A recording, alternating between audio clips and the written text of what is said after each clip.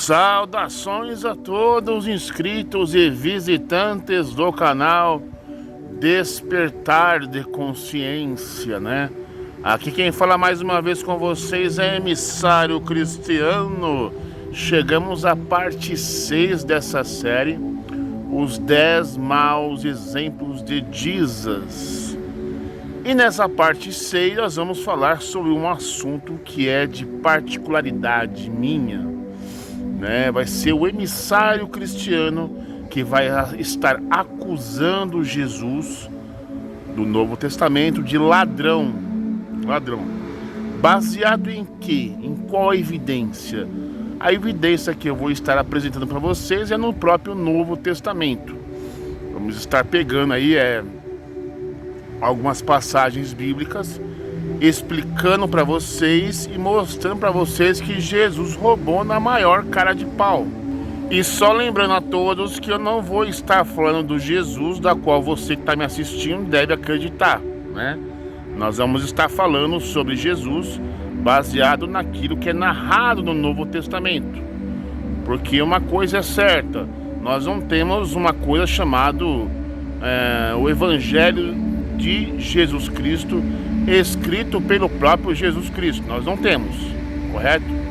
O que nós temos é Evangelho segundo Mateus, Marcos, Lucas, João, Paulo e por aí vai.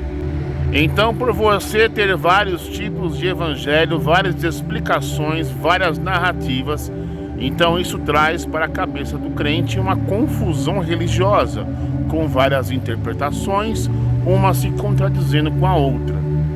E quando a gente detecta maus exemplos de um personagem que é narrado segundo pessoas e não segundo ele mesmo, aí fica complicado, né? Então o que eu vou estar utilizando aqui neste capítulo? Vou estar usando a própria Bíblia King James atualizada, um aplicativo aqui do celular, tá? Não é aquela Bíblia King James 1611 não. É a Bíblia King James atualizada no aplicativo do celular. E também vou estar utilizando este livrinho aqui, ó, Romash Torá Vaikra, ou Levítico. Por que eu vou usar esse livro aqui, gente? Para mostrar para vocês aonde Jesus pecou. Por que Jesus é detectado como ladrão? E qual a penalidade para tal comportamento do próprio Jesus, né? Do ladrão, né? 2 vezes. E o porquê eu vou explicar tudinho, gente, nos mínimos detalhes. É eu, emissário cristiano, que estou acusando, não é os ateus, tá? E vamos lá, é a mesma coisa, por exemplo, também, a pessoa dizer que é católico, mas não é praticante do catolicismo. Então, como a maior parte da cristandade conhece Jesus por ser judeu, então o que dá a entender é que ele é judeu de boca, mas não de palavras, tá? Isso vai ser mostrado também, né? Ele só falava que era, mas na prática não era. Porque se você conhecer isso aqui, aliás, isso aqui são 5 livros, tá? É o Pentateuco, só que no hebraico, é o Torá.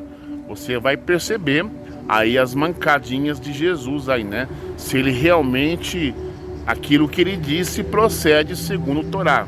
É segundo a lei, gente. É igual promessa de campanha na hora de político, né? Ele promete que vai fazer para ganhar voto, mas na prática ali não faz nada, né?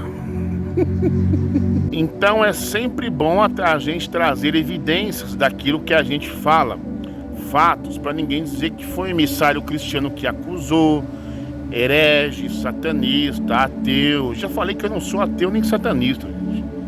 Entendeu? É como se fosse o próprio Novo Testamento dando um tiro no próprio pé do cristão. Isso é que você me entende.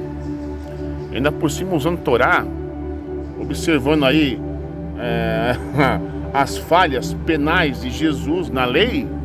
Cara, ele não era nada santinho não, viu? Tá? Não a pessoa de Jesus. É baseado naquilo que é narrado segundo os discípulos dele.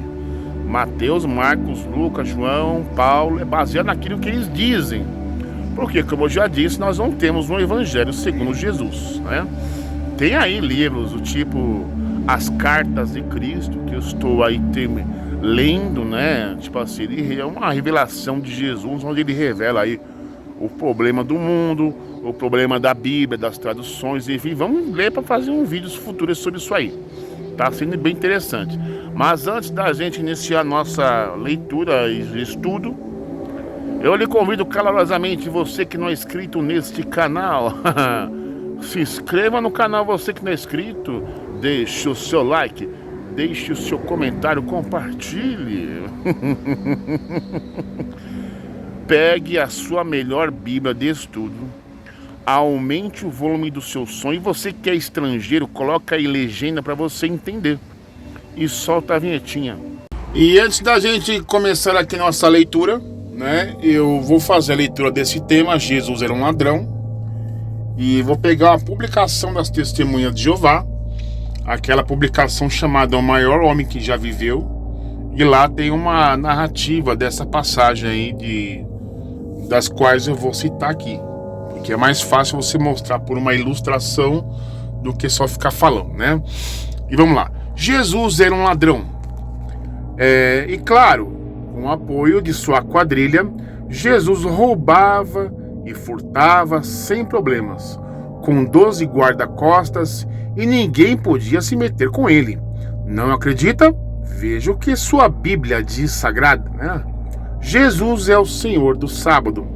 Mateus capítulo 12, verso 1.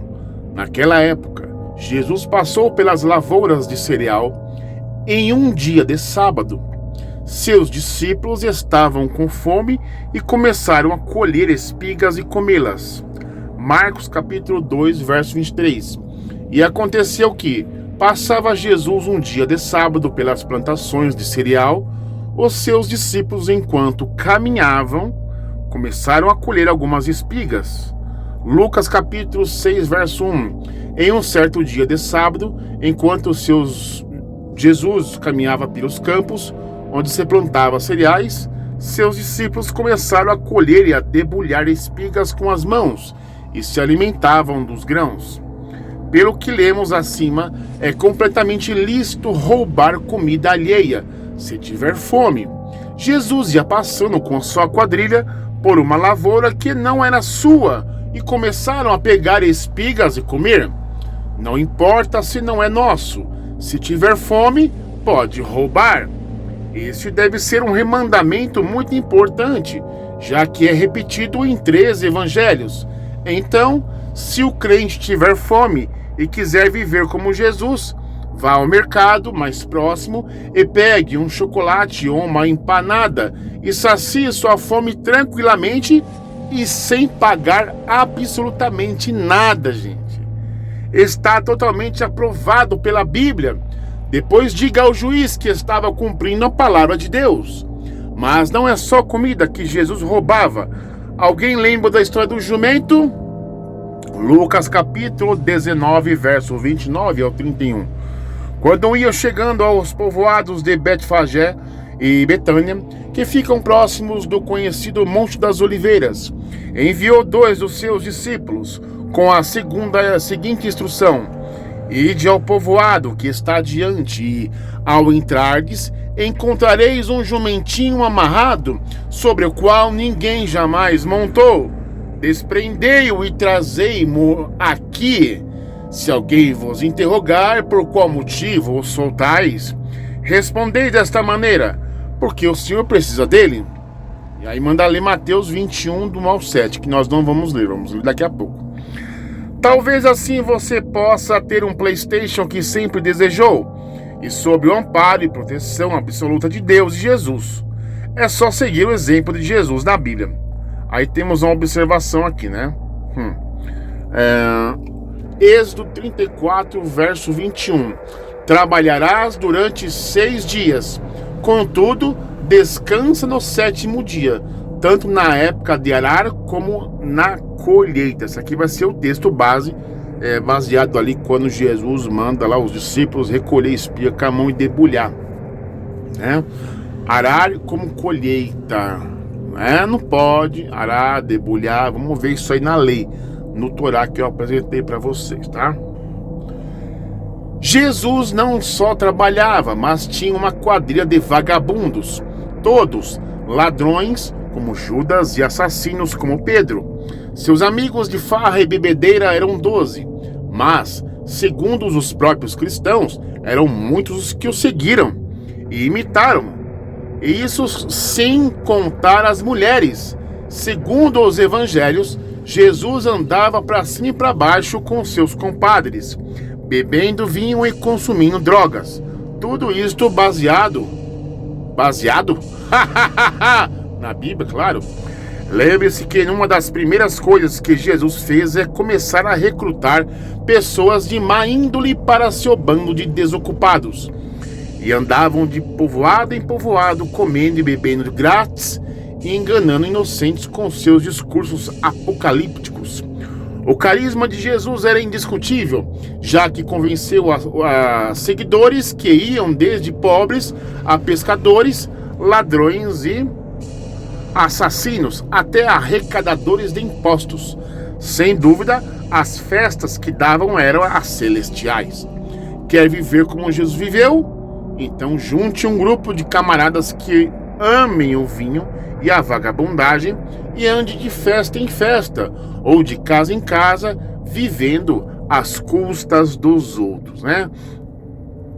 E aí a gente vai começar a destrinchar esse mistério aí. Vamos acompanhar aí, por gentileza. Agora vamos estar analisando aí a passagem da entrada triunfal de Jesus, né? Com este materialzinho aí dos TJs, porque eles têm algumas gravuras interessantes e isto facilita para algumas pessoas aí que não compreendem muita leitura, né? Então tem que desenhar para poder explicar. Vamos lá. A entrada triunfal de Cristo em Jerusalém.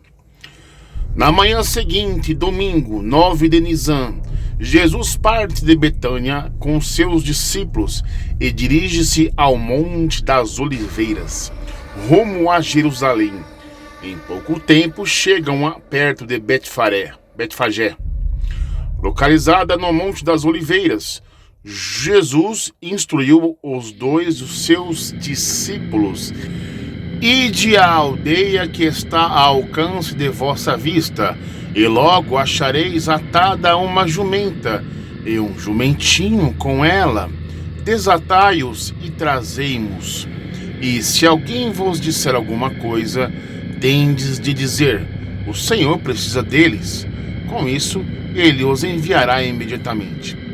Embora a princípio os discípulos não discerniram que essas instruções têm algo a ver com o cumprimento da profecia bíblica, eles entendem isso mais tarde. O profeta Zacarias predisse que o prometido rei de Deus entraria em Jerusalém montado num jumentinho, sim, num animal plenamente desenvolvido, filho de jumenta. O rei Salomão, de modo similar, foi receber sua unção montada na cria de um jumento. Quando os discípulos entram em Betfagé e tomam o jumentinho e sua mãe, alguns dos parados ali perguntam: que estáis fazendo? Mas, ao se lhe informar que os animais são para o Senhor, os homens deixam os discípulos levá-los para Jesus. Os discípulos põem suas roupas exteriores na jumenta e na cria, mas Jesus monta o jumentinho. À medida que Jesus se dirige a Jerusalém, a multidão aumenta. A maioria das pessoas estende suas roupas exteriores na estrada, enquanto outras cortam ramos de árvores e os espalham. Bendito é aquele que vem como rei em nome de Jeová.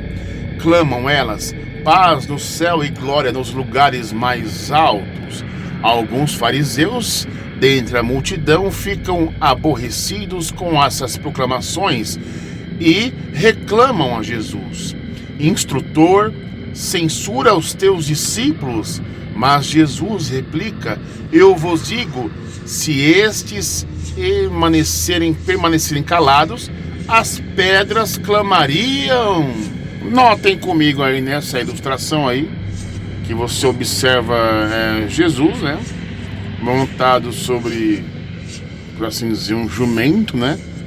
Mas a profecia de Zacarias 9:9 afirma que é um filhote de jumento, né? Não na própria jumenta, no filhotinho, né? Não tem nada de filhote, né? Como é que um filhote vai aguentar suportar um peso de um adulto, né? Como Jesus, né? Deveria estar montando num filhote da mãe, né? Não no filhote, né, em si. E nota-se, cadê outro filhotinho aqui? Tá uma jumenta, né? Engraçado, mas nota aqui também, aqui em cima, aqui, ó. Que aqui tem algumas passagens bíblicas. Vou dar um zoom aqui. Então aqui está as passagens bíblicas, né? Referências, né? Mateus, Marcos, Lucas, João. E a profecia de Zacarias 9:9. Uma coisa eu garanto a vocês, que uma dessas passagens aqui tem problema. Um deles está mentindo. Mateus, ou será Marcos, ou será Lucas, ou será João que está mentindo? Vamos analisar aqui as respectivas passagens, né? Não vamos pegar tudo, somente um versículo que tem um probleminha lá, e vamos analisar essas 4 referências agora aí. Então aqui está as passagens bíblicas, né? Referências, né? Mateus, Marcos, Lucas, João e a profecia de Zacarias 9:9. Uma coisa eu garanto a vocês, que uma dessas passagens aqui tem problema. Um deles está mentindo. Mateus, ou será Marcos, ou será Lucas, ou será João que está mentindo? Vamos analisar aqui as respectivas passagens, né? Não vamos pegar tudo, somente um versículo que tem um probleminha lá, e vamos analisar essas 4 referências agora aí. Está aí as respectivas referências bíblicas sobre a passagem do jumentinho, né? Temos aí Mateus, Marcos, Lucas e João, e percebe-se que Mateus, Marcos e Lucas são detalhistas, né? Eles colocam muitos detalhes, enquanto João, ele já é bem direto e resumido. Mas qual a diferença entre as 4 visões do acontecimento, se é que aconteceu realmente? Com quem está a verdade? E por que os padres, na hora de montar o seu Novo Testamento, eles não colocaram apenas um evangelho? Tem que colocar o Mateus, né? Vamos dar uma olhadinha aqui, dar um detalhe. Primeiramente, aqui na versão de Mateus, né, 21:7, do seguinte: trouxeram-lhe a jumenta com o jumentinho, os selaram com mantas para cavalgar, e sobre as mantas Jesus montou. Marcos capítulo 11 assim: e assim trouxeram o jumentinho até onde estava Jesus, selaram-no com seus mantos, e Jesus o montou. No seguinte visão diz o seguinte: então puderam trazê-lo até Jesus, colocaram os mantos de montaria sobre o jumentinho e ajudaram Jesus a montá-lo. E João capítulo 12: e Jesus, tendo conseguido um jumentinho, montou-o, conforme está escrito. Aí é citado a passagem de Zacarias 9:9. E nota-se claramente que os 4 evangelistas, eles se baseiam no profeta Zacarias 9:9, que diz o seguinte: e através dessa profecia você vai saber qual dos 4 fala mentira e qual dos 4 fala a verdade. Diz o seguinte, aqui no caso é a Bíblia King James atualizada: eis que é chegado o rei de Sião. Alegra-te demasiado, ó cidade, filha de Sião. Exulta, ó filha de Jerusalém, eis que o teu rei vem a ti, e ele é justo, e traz a salvação. Ele é humilde, e vem montado sobre um burrico, um potro sagrado, cria de jumenta.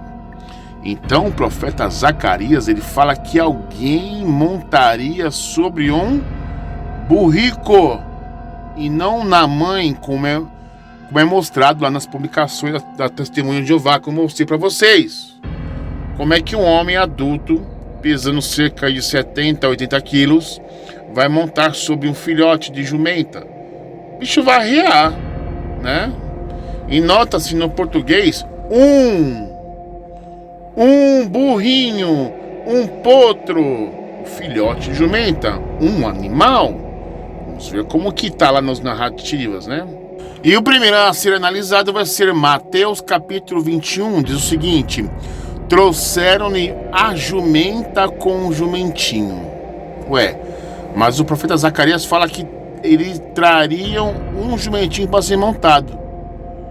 Os selaram com mantas para cavalgar, e sobre as mantas Jesus montou. O que tem de errado aqui, gente? As palavras estão no plural, gente. Olha só. Trouxeram a jumenta e jumentinho. Mas o profeta fala que iam trazer o potrico, né? Os selaram, a palavra está no plural. Com mantas, no plural. E sobre as mantas Jesus montou. É muito estranho isso aí, gente? Vamos analisar o próximo evangelho. Marcos capítulo 11. E assim trouxeram o jumentinho até onde Jesus estava, selaram-no com seus mantos e Jesus o montou. Engraçado que Marcos está narrando o jumentinho no singular, né? E com seus mantos, né, do corpo, e Jesus o montou. Tem coisa errada aí, né? Olha. Lucas capítulo 19, 35.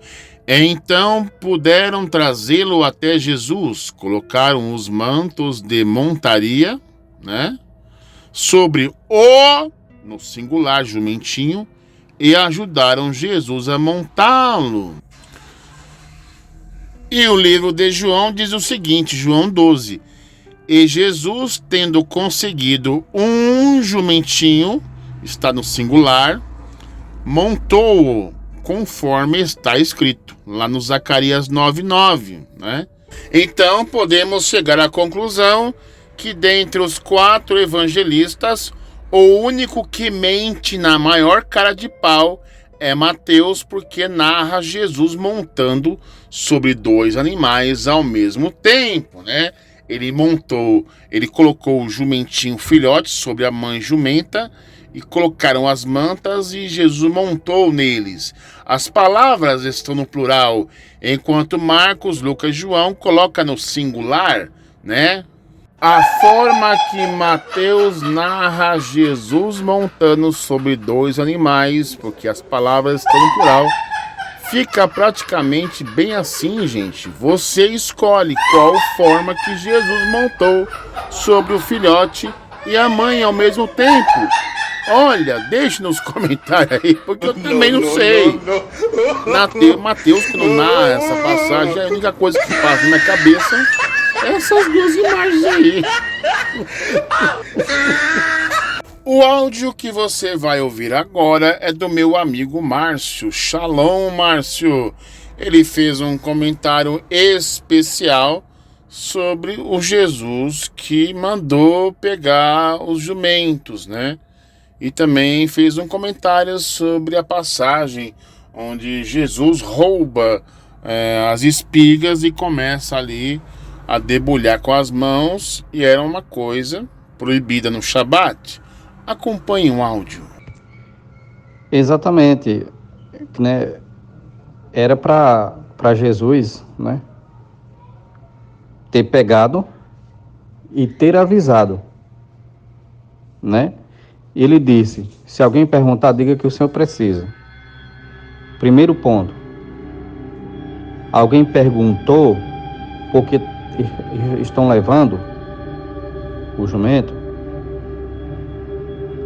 Segundo ponto. Se você levou algo segundo o conhecimento prévio do dono, porque também eles não sabem se o dono aceitou que eles levassem ou não, certo?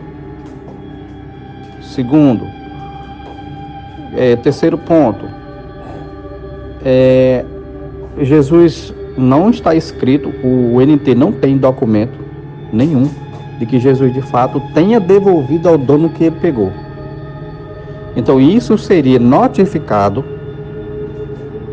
né, pelo dono do jumentinho ao tribunal judaico, que levaram o burrinho dele e não devolveram.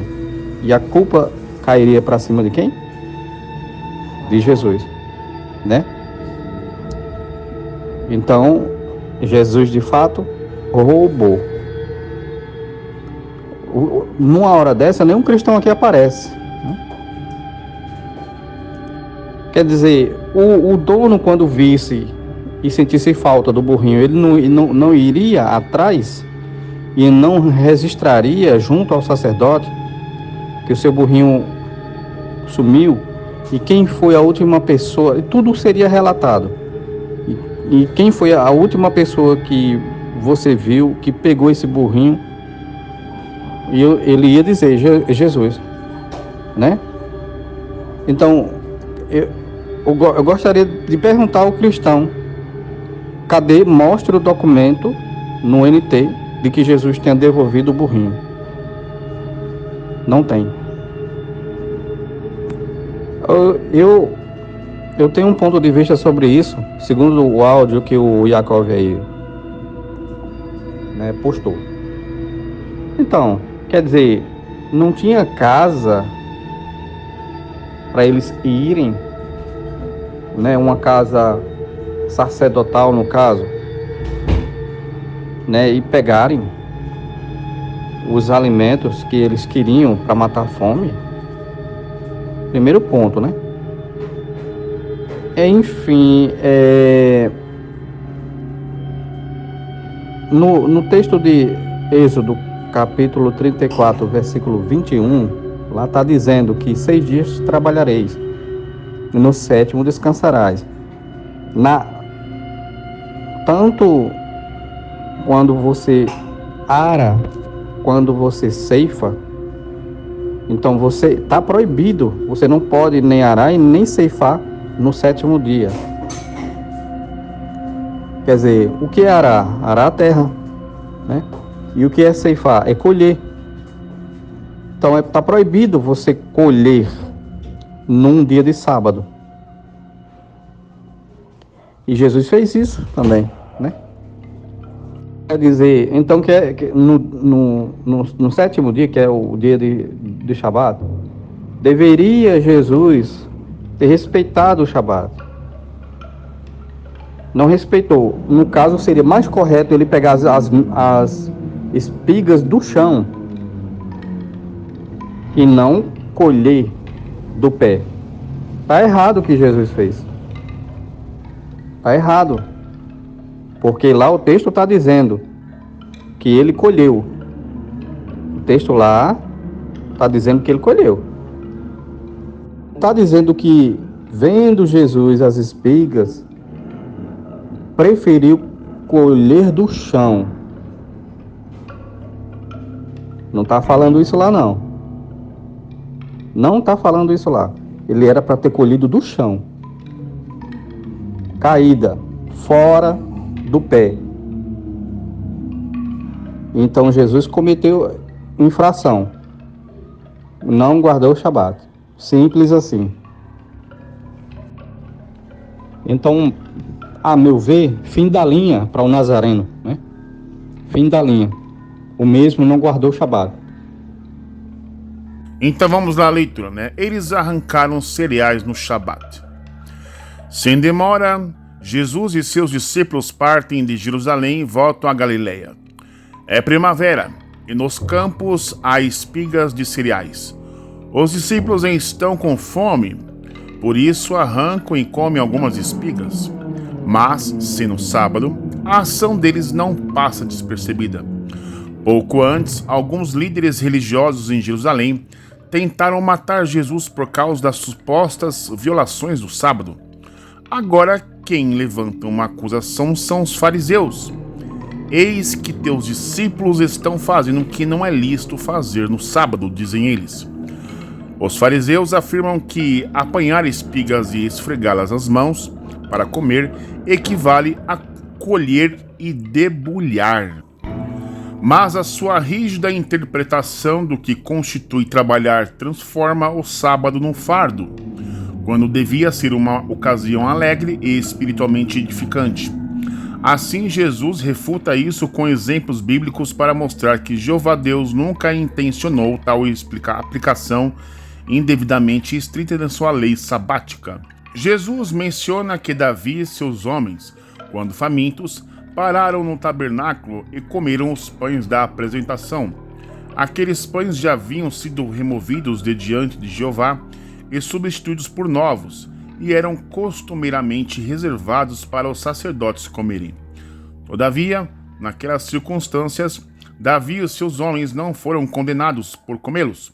Dando outro exemplo, Jesus diz: não leste na lei que os sacerdotes do templo, nos sábados, não tratam o sábado como sagrado e permanecem sem culpa? Sim, mesmo nos sábados, os sacerdotes realizam abates e outros serviços no templo da preparação de sacrifícios animais. Mas eu vos digo, diz Jesus, que algo maior do que o templo está aqui. Repreendendo os fariseus, Jesus prossegue: se tivesseis entendido o que significa misericórdia quero e não sacrifício, não teríeis condenado os inocentes. Então conclui: por que, Senhor, do sábado é o que é o Filho do Homem? O que quer Jesus dizer com isso? Jesus se refere ao seu pacífico governo no reino de 1000 anos. Já por 6000 anos, a humanidade tem sofrido penosa escravidão por Satanás, o diabo, violência e guerra sendo de ordem do dia. Por outro lado, o grande governo sabático de Cristo será um tempo de descanso de todo esse sofrimento e opressão. E aí embaixo temos aí alguns textos bíblicos, né? Que a gente vai estar analisando aí. Bem, há um problema muito grande nessa narrativa aqui, porque primeiramente, vamos dar uma olhada aqui, porque temos o que aqui, por exemplo? Aqui temos o problema de Jesus pegar espigas, né? Como já foi dito no áudio, né? Ele pegou e debulhou espigas de milho. Não pode porque é contra a lei, né? Vamos mostrar aí o texto bíblico para vocês. Segundo ponto a se pensar aqui, que Jesus ele acusa Davi e os sacerdotes, né? Aí se pergunta, onde está o mandamento de Jesus, do Eterno, né? De amar o próximo como a ti mesmo, né?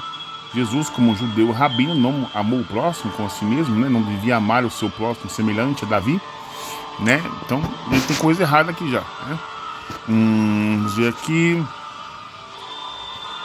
E é isso aí. Então, o que acontece? Jesus aqui, no caso, ele é acusado de ser ladrão. Ladrão, quebrou o Shabat e pegou espigas e debulhou com as mãos. Porque esse terreno embaixo aí, aqui embaixo tem uma ilustração, né, de um terreno, né, uma propriedade onde eles roubam aquilo que não pertence a eles. É como se fosse assim, Jesus na época, trazendo para os dias de hoje, ele fazia parte do movimento do sem terra. Eles invadiam as terras dos outros, tomavam posse e comiam aquilo que não era deles, né? Levítico capítulo 19, né? Esse Levítico 19, ele vai falar a respeito de leis morais, sociais e culturais, né? Quando é concernente aquela passagem que Jesus comeu as espigas lá, né? E acusou Davi e acusou os sacerdotes de fazerem coisas, né? E o que diz a lei? Se Jesus era um judeu e um rabino, ele deveria lembrar dessas supostas leis sociais, né? Vamos pegar aqui o verso 11 especificamente, que começa ali um texto que fala sobre aquele assunto. Cadê?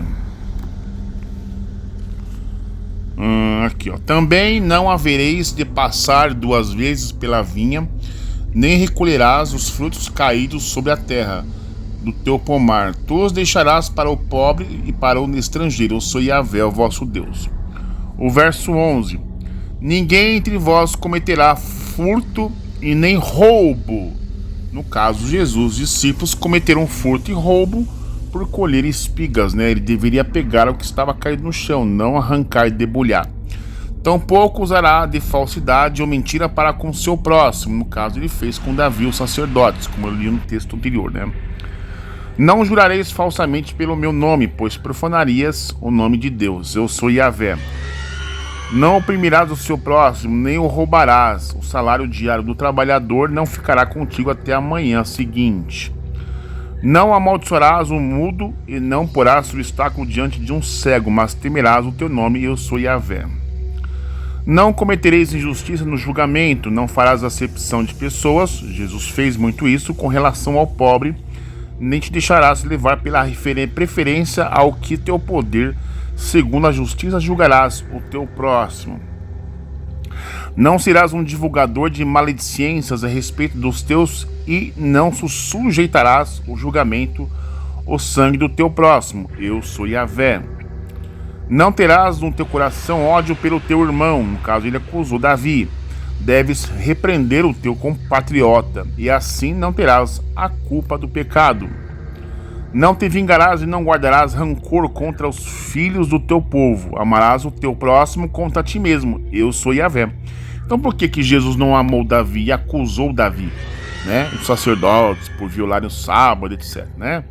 Bem, olha só, guardareis os meus estatutos, não colocareis dois animais de espécies diferentes, de papapá, cruzarem-se. Aqui já fala de outra coisa, né? Mas deu para notar que o mandamento é para amar o próximo, né? Não roubar e tal, né? É o que Jesus fez pelo contrário. Outra parte interessante do Levítico, né? Quando fala das espigas, né? No caso que Jesus deveria ter feito ele sendo judeu e rabino ao mesmo tempo, né? Quando fizerdes a colheita do trigo de vossa terra, não cegareis até o limite extremo do campo. Não voltareis para apanhar as espigas que tenham caído durante a colheita.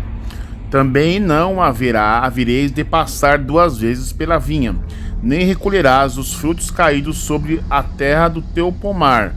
Tu os deixarás para o pobre, para o estrangeiro. Eu sou Yahvé, o vosso Deus. Então Jesus e os discípulos deviam pegar o que estava caído e não arrancar do pé em si, né? E temos também a lei do Êxodo, capítulo 20, verso 15, não furtarás, né? Quando Jesus e os discípulos furtam a plantação, né? Debulha, come, etc. Come aquilo que não pertence a eles, né?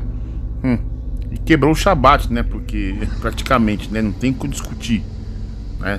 Trazendo para os dias de hoje, ele furtou, deu falso testemunho contra o próximo, acusando Davi lá e os sacerdotes, né? Enfim, não dá para muito confiar nesse Jesus narrado, não, gente.